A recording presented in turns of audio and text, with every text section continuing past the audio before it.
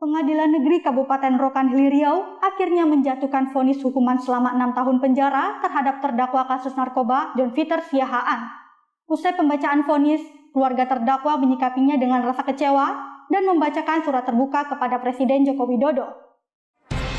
Sempat menjalani persidangan sebanyak 24 kali, akhirnya Pengadilan Negeri Kabupaten Rokan Hilir Riau menjatuhkan vonis hukuman selama 6 tahun penjara kepada terdakwa John Peter Siahaan 37 tahun.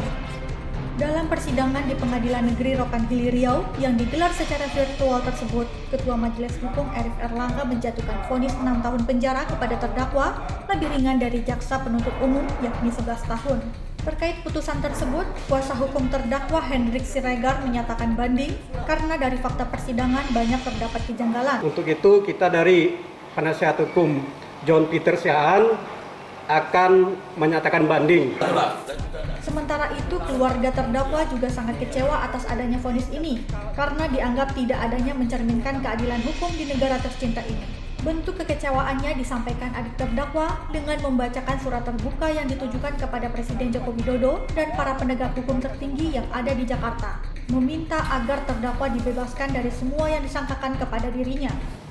Mengajukan surat terbuka di mana John Peter Siahaan memohon kepada Bapak Joko Widodo perihal saya dituduh atau dijebak dan dibuat sebagai pemilik atau pengedar narkoba jenis sabu-sabu sebanyak 19 paket.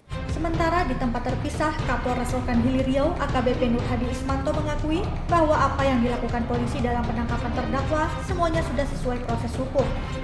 Proses yang dilaksanakan oleh kepolisian, baik itu penangkapan, penahanan maupun penyidikan, itu sudah sesuai prosedur.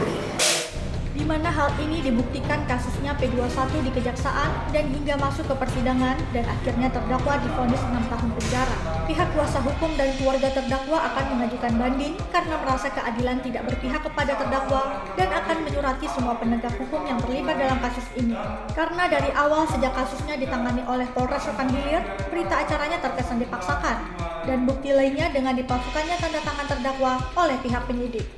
Dari Rokan Hilir Riau, Dedi Iswandi, iNews melaporkan.